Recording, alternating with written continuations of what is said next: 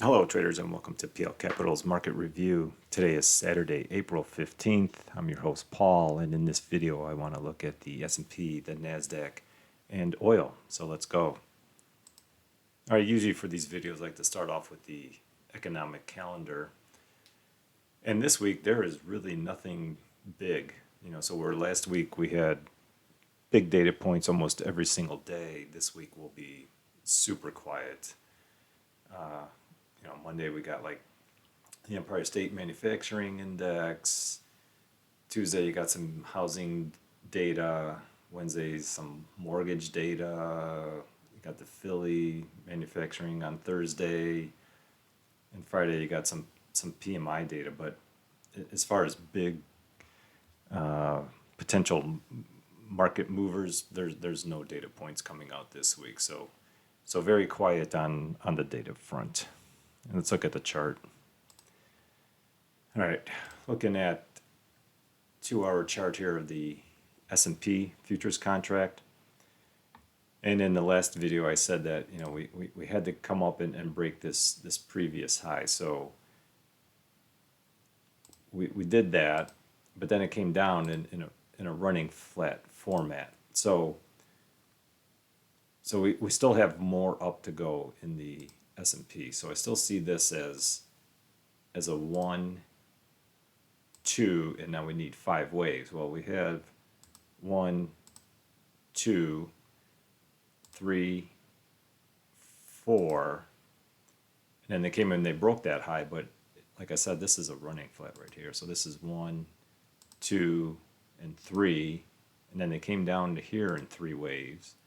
So I think this 5th wave, they're extending it. So this was 1 up to here, 2 down to here. So now we need to break this high one more time for 3, come down in 3 waves for 4, and then break that high one more time for 5. Now, if I zoom out here, we're getting really close to this 42, 44 level. And if that level gets taken out, then my whole theory goes out the window. So I still see this as this was 3 waves down to here for 1, and this is 1, 2, and we need 5 waves here, and that'll be 2, and then I think the market is going to roll over. And like I said before, that 42, 44 level, for my thesis anyway, cannot get taken out. So I'll be paying very close attention, because I know that they have to come and break this 41.89 level. They have to come up and break that for 3, 4, and then a 5. So it should be just kind of grinding up. If it gets really impulsive here and obviously busts through there, then I got to take a look at this whole count here, because there's something else going on. So still more up, but I don't think it's going to go up very, very high. But we'll be watching this for sure. And the Nasdaq, yeah, the same thing. So the Nasdaq is going to be very interesting. This little area right in here is going to say a lot about what the Nasdaq is doing. So if I zoom out here, I see this. I've got 5 waves. So 1, 2, 3, 4, and 5. Now, if they, let me zoom in. If they come up here and break this 13,348, then I think what's happening here is, instead of this being 1 and 2, I think this is A, B, and then they've got an ending diagonal for the C wave. So this will be 1, that'll be 2, that'll be 3, this was 4, and then if they break the top, then that'll be 5, and that'll be your ending diagonal. So A, B, ending diagonal for C, and then I think if they break this high, then the market comes all the way down to take out the low. If this move, let me clear all this out. If they, let me go zooming in here. If they only come up, oops, and break this previous high here of 13,253, they come up here, but then they don't break this high, and then they come and break this low here at what, 12,930. If they come down here, then I think that this, let me zoom way out, that this was a leading diagonal, and now they're just coming down for a correction before they come back up and break that high again. So this little area, like I said, is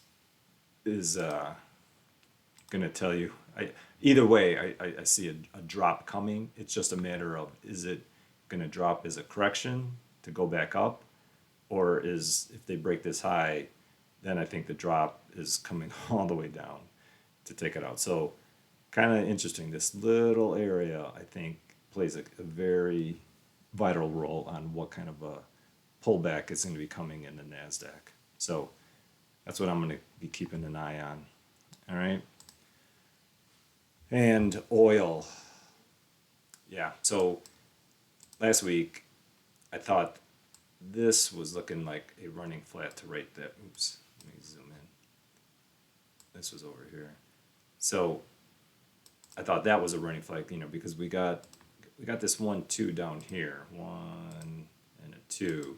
And so then I thought that was 3 and 4, and I thought that would be coming up and taking out that previous high, but instead they just kind of dragged it way out, and so I think this is the running flat here. So I think that was 3, this was 4, and potentially 5 is in. We just got to watch what they're doing right now, because it's not coming down super aggressive. So obviously, if they take out that 79.37, then the 5 waves is in, and now, or the 5 waves are in, and then they're going to make some type of correction.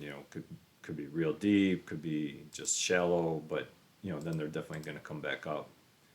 We just don't know if the 5 waves are done. So if I zoom back in, go down to 30, like really, I don't even see, like, this is just very impulsive.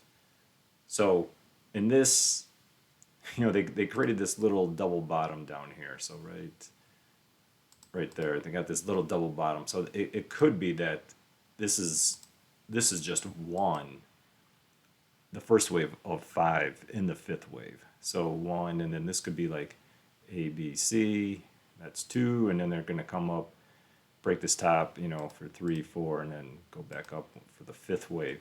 We don't know that yet. So got to keep an eye. Right now it's really, really hard. It's right in the middle of these two. So it's really hard. Is this 1, this was 2, if they break that high, then it's going up for 3, pull back for 4, and going up for a 5th wave still.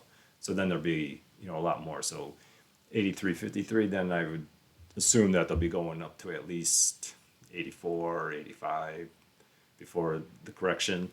Now, if they do come back and they break this low and break it, pretty aggressively, then I think that was 5, and now they're starting the correction. But right now, this doesn't look very impulsive to the downside, so I have a feeling that they might be just correcting. So if we zoom out, I think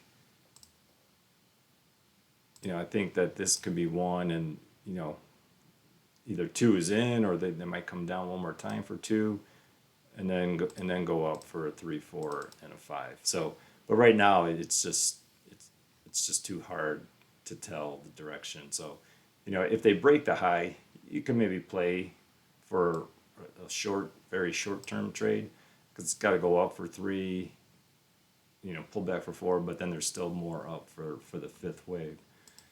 So, but if you wanted to short, I wouldn't short until 79.37 gets broken, because we don't know if this fifth wave is done yet. But to me, it looks upside, but you know, I'd hate to be buying up here only to watch it come back down to, you know, 74. You know, they'll probably, you know, fill that gap, you know, so at least down to 75. What is that? 75, 68. I'd assume at least down to there will be the correction before they resume back up. So this is just a little tricky zone here. So be careful in there. Probably wait for some confirmation of that they're going up for 3, 4, and 5, or the correction is starting. All right, that's what I see. Hope that helps. Thanks for watching. Thanks for your likes and support, and I will see you in the next video.